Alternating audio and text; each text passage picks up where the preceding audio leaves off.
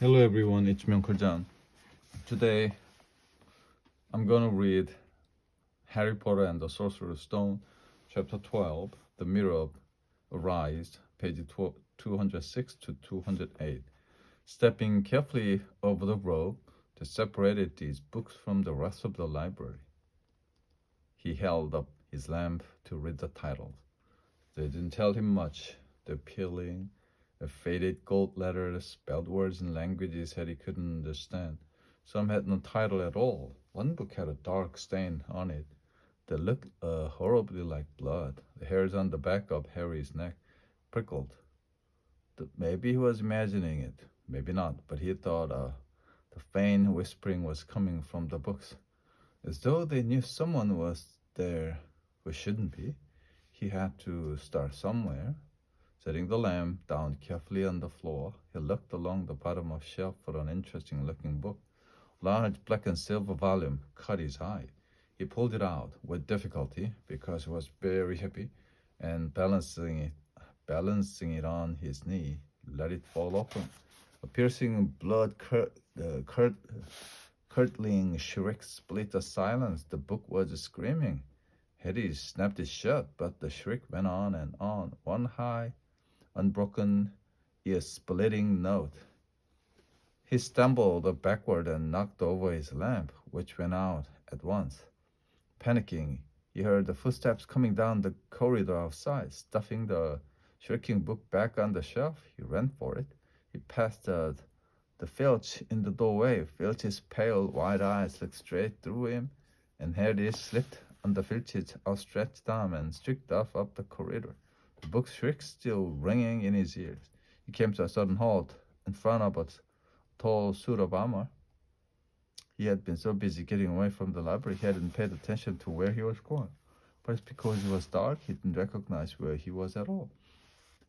There was a suit of armor near the kitchen, he knew, but it must be 5 floors above there. You asked me to come directly to you, Professor.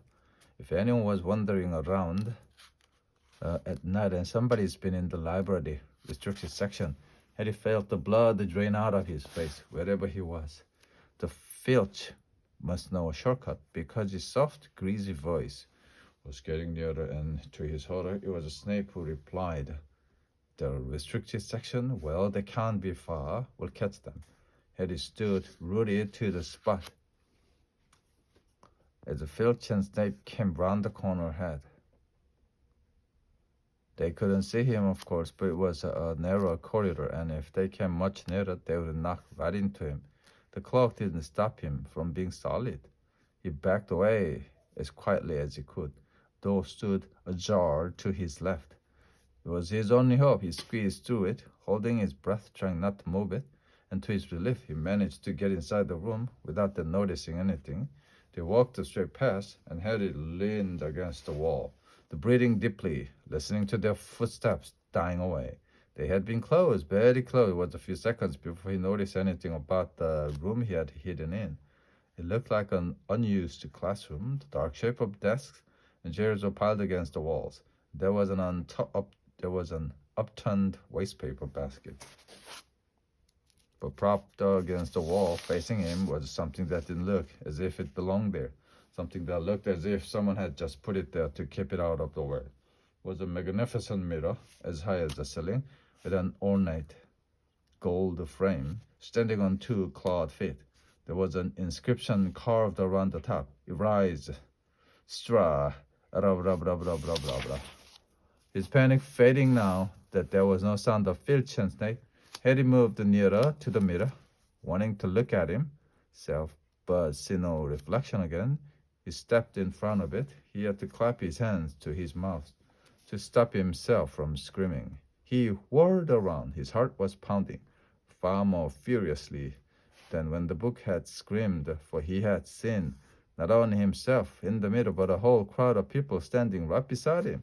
But the room was empty. Breathing very fast, he turned slowly back to the mirror. There he was, reflected in it, white and scared looking, and there, reflected behind it, were at least 10 others. Harry looked over his shoulder, but still no one was there. Were they all invisible too?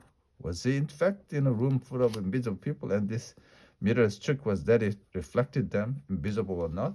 He looked in the mirror again. A woman standing right behind his reflection was smiling at him and waving. He reached out a hand and felt the air behind him. If she was really there, he would touch her. The reflections were so close together, but he felt only air. She and the others existed only in the mirror.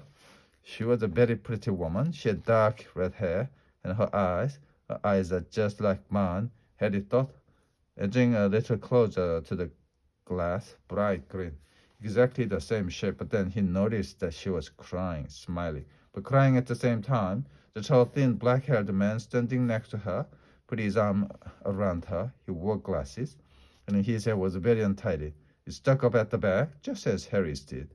Harry was so close to the mirror now that his nose was nearly touching that of his reflection. The end.